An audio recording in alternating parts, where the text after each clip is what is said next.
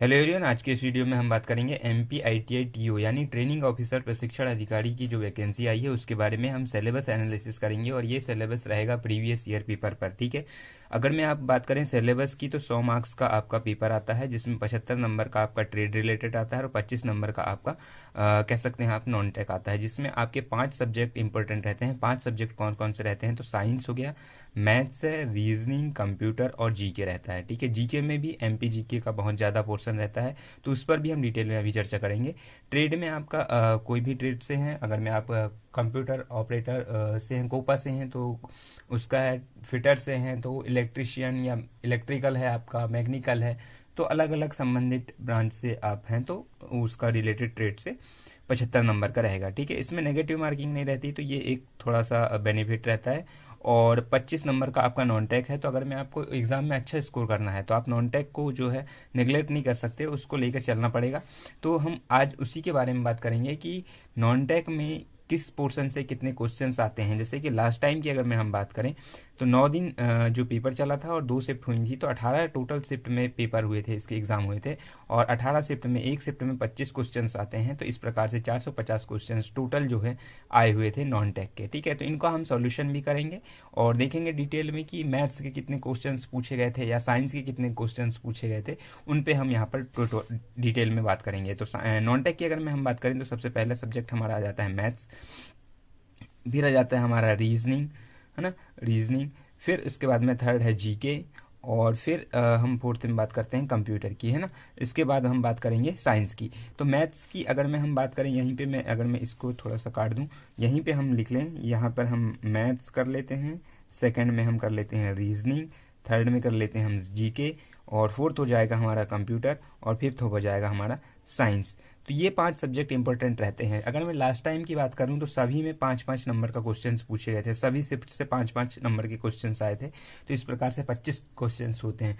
अगर मैं प्रत्येक शिफ्ट की बात करूं कितने क्वेश्चन आए थे तो आपके 90 क्वेश्चन जो है मैथ्स के आए हुए थे, 90 क्वेश्चन रीजनिंग के आए हुए थे, 90 क्वेश्चन जीके के आए हुए थे, 90 क्वेश्चन कंप्यूटर के आए हुए थे और 90 क्वेश्चन साइंस के आए हुए थे, है ना। डिटेल में हम इनको भी पूरे कंप्लीट करेंगे, PYQ जो है नॉन टेक के, है ना, इनको भी हम डिटेल में मैथ्स और रीजनिंग के तो इंपॉर्टेंट है, इनको कर ही लेंगे। अगर मैं हम मैथ्स की बात करें तो नंबर सिस्टम से बहुत ज़्यादा क्वेश्चन आए हुए थे, नंबर सिस्टम से और जो सिंप्लीफिकेशन होता है उससे क्वेश्चंस बहुत ज़्यादा हमको देखने को मिले थे और एक बोर्ड मास वाला रूल वाला जो आता है उससे क्वेश्चंस हमको काफ़ी ज़्यादा देखने को, नंबर सिस्टम से, नंबर सीरीज से क्वेश्चन आए हुए थे, नंबर सीरीज से क्वेश्चन आए हुए थे, है ना।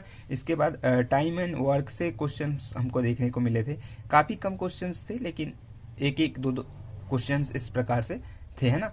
और फिर पूछा था आरोही अवरोही इस टाइप से क्वेश्चंस थे, है ना। आपके नाव धारा से क्वेश्चंस थे, है ना, नाव धारा से क्वेश्चंस आए हुए थे, नाव धारा से क्वेश्चंस आए हुए थे, आयु से क्वेश्चंस आए हुए थे। और इसमें अगर मैं हम बात करें तो सबसे ज़्यादा जो क्वेश्चंस का अगर मैं वेटेज था जो था नंबर सिस्टम, सिंप्लीफिकेशन और बॉड मास, इस टाइप से ज़्यादा क्वेश्चन था। अगर मैं हम रीजनिंग के पे बात करें कि किस टाइप से क्वेश्चंस आए हुए थे तो आपका जो सीरीज में चलता है लुप्त संख्या ज्ञात कीजिए या अगली संख्या क्या होगी, अगला नंबर क्या होगा, इससे सबसे ज़्यादा क्वेश्चंस पूछे गए थे।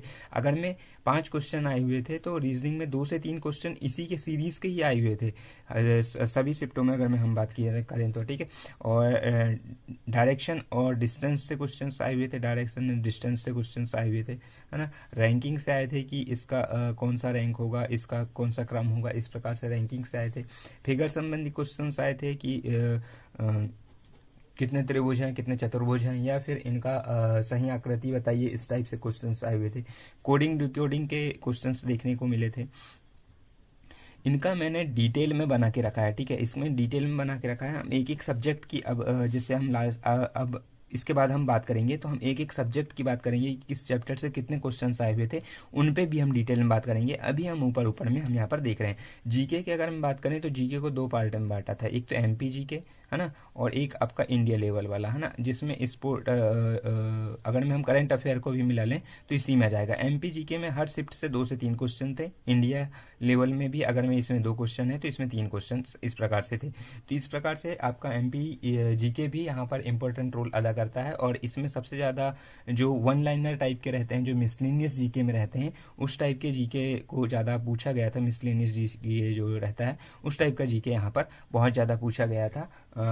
हिस्ट्री से काफ़ी कुछ क्वेश्चंस थे। स्टैटिक जीके से हम कहें तो काफ़ी कुछ क्वेश्चंस जो थे स्टैटिक जीके से, चाहे वो एमपी के हों या फिर इंडिया लेवल के, जो हमारे लूसेंट से काफ़ी कुछ हम कवर कर सकते हैं। लूसेंट की बुक से हम इंडिया लेवल के जो स्टैटिक जीके है उससे काफ़ी कुछ कवर कर सकते हैं। और उसमें भी जो मिडिवल हिस्ट्री थी, है ना, मध्यकालीन हिस्ट्री जो मुगल काल वगैरह, उससे रिलेटेड काफ़ी है। हिस्ट्री से भी एमपी जीके के काफ़ी क्वेश्चन हमने देखे थे लास्ट टाइम। कंप्यूटर की अगर हम बात करें तो मेमोरी से अच्छे खासे क्वेश्चन हमको देखने को मिले थे कंप्यूटर में, और फुल फॉर्म से क्वेश्चंस आए हुए थे। मेमोरी से हर शिफ्ट में लगभग क्वेश्चंस आए हुए थे। एक्सटेंशन नेम से आए थे कि एक्सटेंशन नेम इसका क्या होगा, इसका क्या होगा। जैसे कि आपका पूछ लिया एमएस वर्ड का एक्सटेंशन क्या होगा, तो .doc इस प्रकार से। एग्जीक्यूशन फाइल का क्या होगा, .exe इस प्रकार से जो है क्वेश्चंस जो है पूछे गए थे। ब्राउजर से थे, डीबीएमएस से थे, ठीक है, डाटाबेस मैनेजमेंट सिस्टम से थे। नेटवर्क से अच्छे खासे क्वेश्चंस थे। सभी शिफ्ट में नेटवर्क से क्वेश्चंस, एक क्वेश्चंस तो देखने को मिला ही था। अगर मैं हम साइंस की बात करें तो साइंस में सबसे ज़्यादा जो रोल था केमिस्ट्री का था, बेसिक केमिस्ट्री का था, जिसमें रासायनिक नाम पूछा था, और जो किस चीज़ को क्या कहा जाता है, जैसे बेकिंग सोडा का रासायनिक नाम क्या है, खाने का सोडा का रासायनिक नाम क्या है, इस टाइप से क्वेश्चंस जो हैं ज़्यादा पूछे गए थे। फिजिक्स का कम देखने को मिला था। इसके बाद में एनवायरनमेंट का हर शिफ्ट में एक क्वेश्चंस देखने को मिला था। बायो से क्वेश्चंस थे, लेकिन बायो से उतने ज़्यादा क्वेश्चंस नहीं थे। उसमें विटामिन और फिर डिसीज से रिलेटेड जो क्वेश्चंस थे वो क्वेश्चंस ज़्यादा थे, ठीक है।